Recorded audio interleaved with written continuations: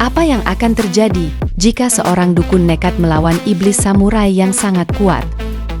Film ini mengisahkan seorang dukun Korea bersama teman-temannya yang nekat melawan iblis kejam demi menyelamatkan bayi yang tak berdosa. Penasaran dengan kisahnya? Oke, kita langsung ke TKP.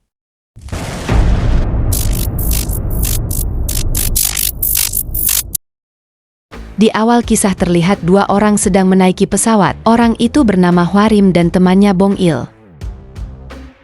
Hwarim merupakan dukun asal Korea. Mereka diundang oleh keluarga kaya asal Korea yang menetap di Amerika bernama Park Jo-ung. Keluarga ini mengalami gangguan mistis yang mengancam keselamatan keluarganya, termasuk bayi Jo-ung yang baru saja lahir. Setelah Hwarim sampai di AS, mereka diantar ke rumah sakit untuk memeriksa bayi Jo-ung. Saat Hwarim memeriksa bayinya, dia menyadari bahwa gangguan itu juga menimpa anggota keluarga yang lain, baik ayah maupun kakeknya. Mereka pun akhirnya diajak ke rumah Jo-ung.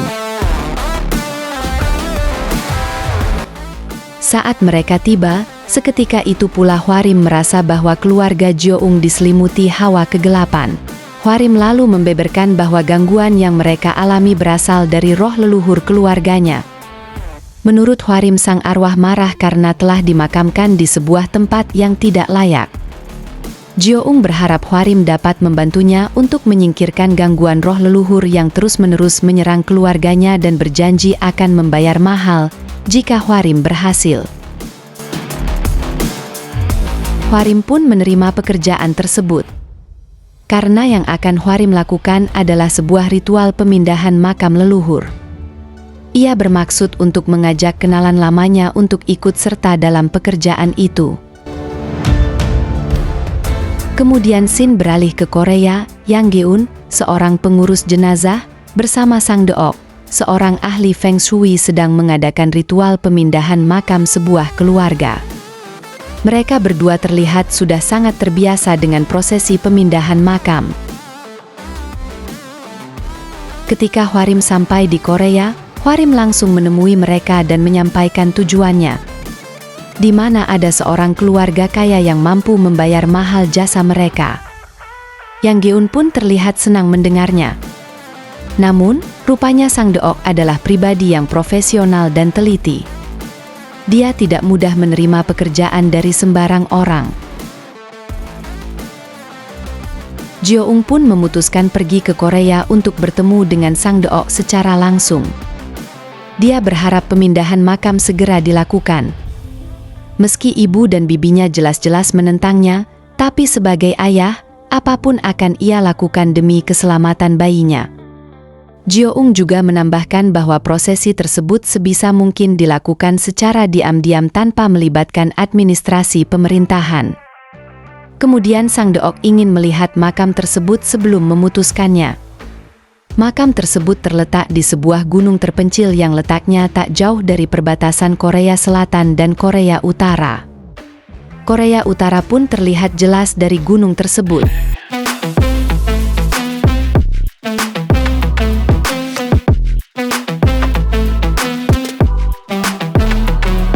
Sang Deok menanyakan, mengapa leluhur Jo-ung dimakamkan di tempat itu.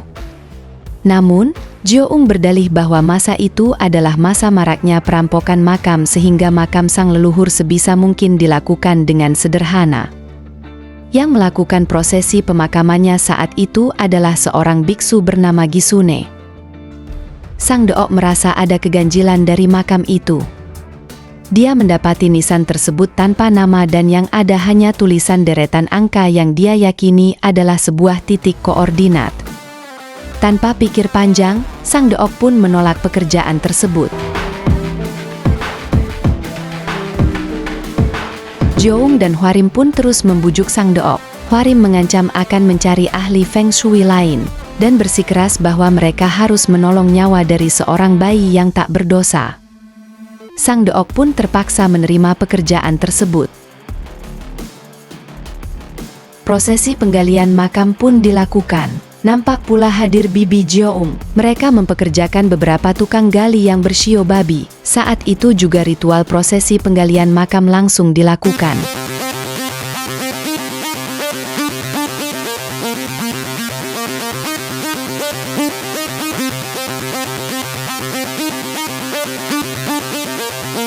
Penggalian nampak berjalan lancar. Mereka sedikit terkagum dengan peti yang terdapat sebuah ukiran sebagai pertanda bahwa yang bersemayam di peti tersebut bukanlah orang sembarangan.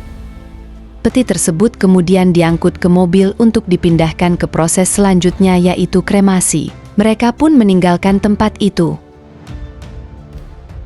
Saat salah satu penggali membereskan galiannya, tiba-tiba saja dia menemukan seekor ular yang berkepala menyerupai manusia. Penggali tersebut membunuh ular itu dan saat itu juga cuaca sekitar berubah. Mendung hitam bergulung-gulung dan hujan tiba-tiba turun.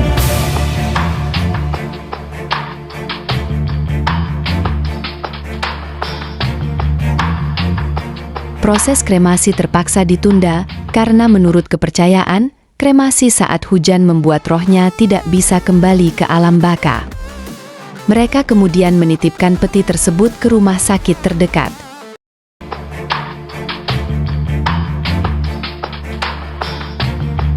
Di tengah perjalanan, Sang Deok menemukan biara tua dan mampir ke tempat tersebut.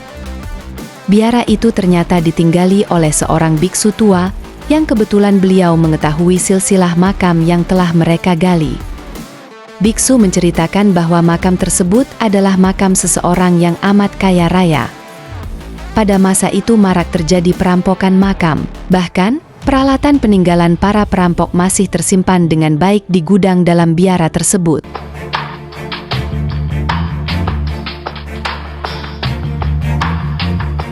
Sementara itu di rumah sakit, seorang petugas mencoba untuk membuka petinya. Namun tiba-tiba, sebuah kekuatan jahat yang tak lain adalah arwah kakek Jeong terbang dari dalam peti. Hwarim dan Bonggil memergokinya dan Hwarim jatuh tak sadarkan diri saat arwah tersebut melewatinya. Arwah tersebut kemudian pergi dan membunuh ayah dan istri Jeong di rumahnya.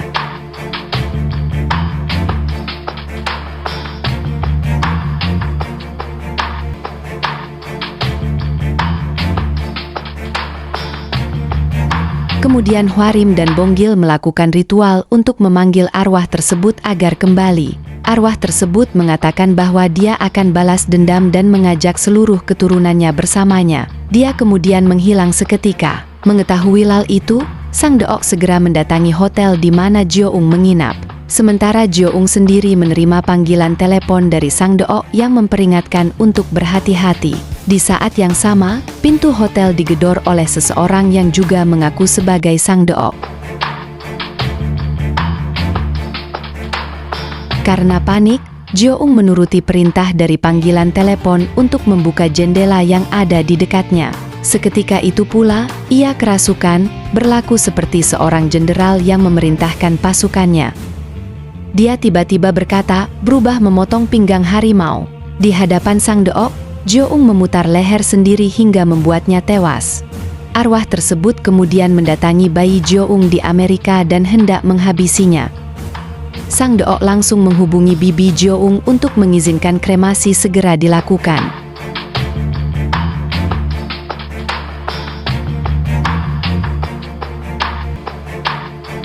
Saat kremasi dilakukan, arwah pun lenyap dan si bayi berhasil diselamatkan.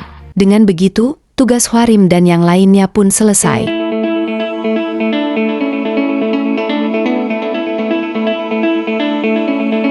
Sang Deok mendatangi salah satu penggali yang menghubunginya. Ketika Sang Deok mendatanginya, pria tersebut dalam kondisi sakit.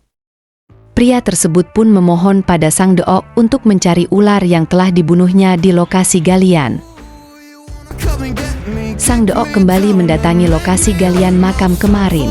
Dia terkejut saat menemukan ular tersebut yang memiliki kepala menyerupai manusia. Sang Deok pun segera menghubungi Hwarim dan yang lainnya.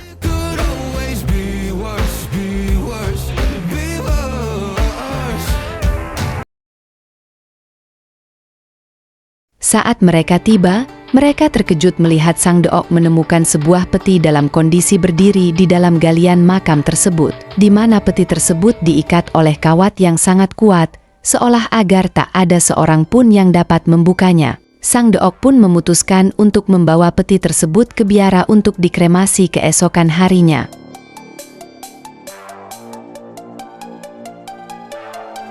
Sang biksu pun menyambut kedatangan mereka dengan baik dan mengizinkan mereka untuk menginap di biara itu.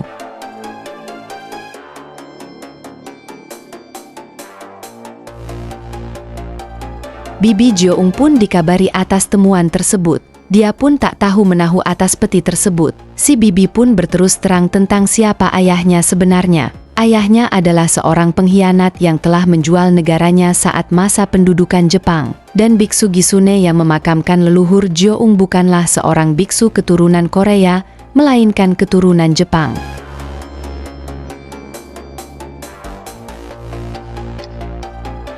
Sang Deok memutuskan untuk bermalam di biara itu.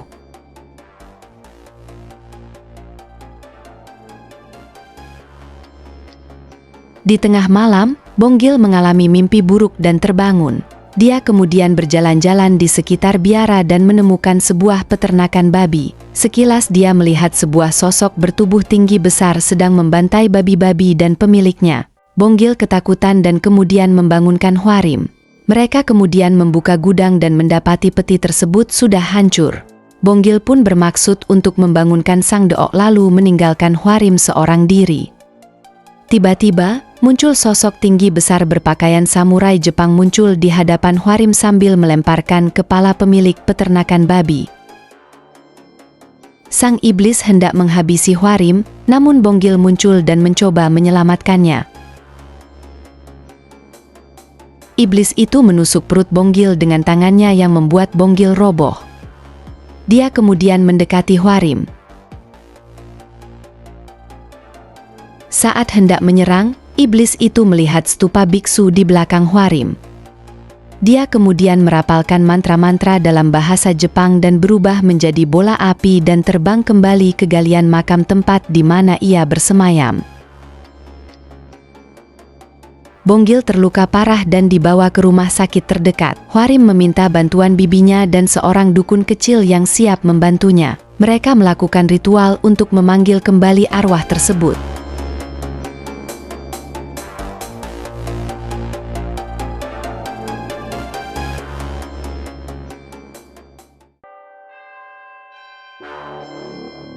Sang Deok kembali ke gudang biara memeriksa barang peninggalan para perampok yang sempat disimpan. Dia menemukan sebuah buku yang berisi foto para perampok. Sang Deok menyadari bahwa mereka bukanlah perampok, tetapi para patriot Korea. Mereka meyakini bahwa selepas masa pendudukan Jepang, para tentara Jepang beserta dukunnya menanam pasak besi yang diakini dapat menyerap energi positif dari tanah Korea. Bahkan sampai saat ini, dipercaya sebagai salah satu penyebab terpecah belahnya semenanjung Korea. Sang Deok meyakini di dalam galian makam leluhur Jeong terdapat pasak besi di dalamnya, di mana biksu Gisune memperhitungkan betul lokasi koordinat makam leluhur Jeong tepat di area batas antara Korea Selatan dan Utara. Dan inilah maksud perkataan Jeong saat ia berkata, rubah melukai pinggang harimau.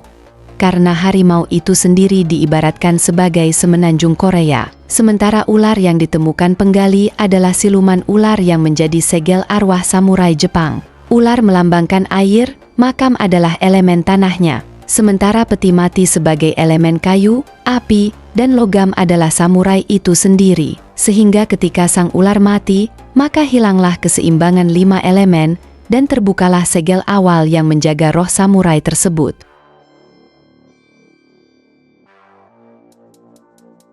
Menyadari hal itu, Sang Deok pun kembali ke galian dan mencoba untuk mencari keberadaan pasak besi tersebut.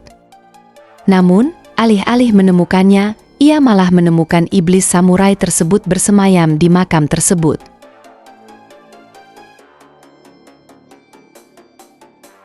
Dia pun langsung menjelaskan semuanya ke Hwarim dan Yang Geun dan memutuskan untuk menemukan pasak besi di lokasi galian makam tersebut. Mereka tidak mungkin melawan iblis itu sehingga Hwarim memutuskan untuk mengalihkan perhatiannya antara Sang Deok dan Yang Geun mencari pasak besinya. Mereka kemudian menebar ikan untuk memancing sang iblis samurai.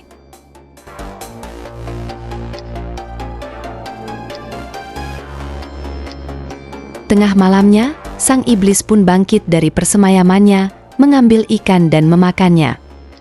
Dia terpancing menuju sebuah pohon besar di mana Hwarim sudah menunggu untuk mengalihkan perhatiannya.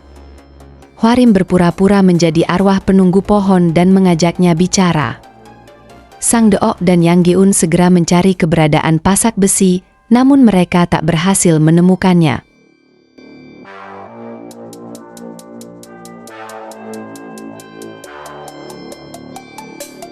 Sementara itu, Hwarim dibantu dan dilindungi oleh arwah neneknya yang merupakan seorang dukun ternama di Korea.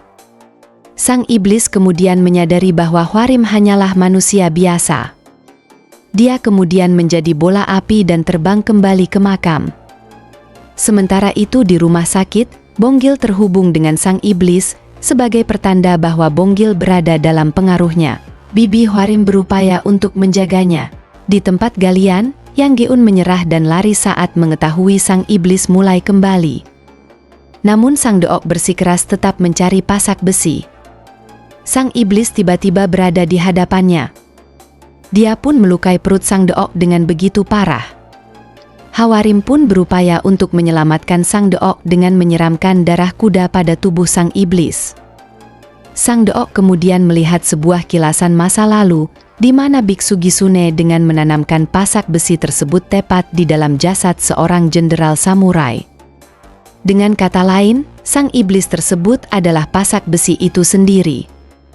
Menyadari bahwa sang iblis adalah pasak besi dengan elemen besi dan api, maka dengan keyakinannya sang Deok berupaya mengalahkan sang iblis dengan gagang sekop sebagai elemen kayu dan darah sebagai elemen airnya.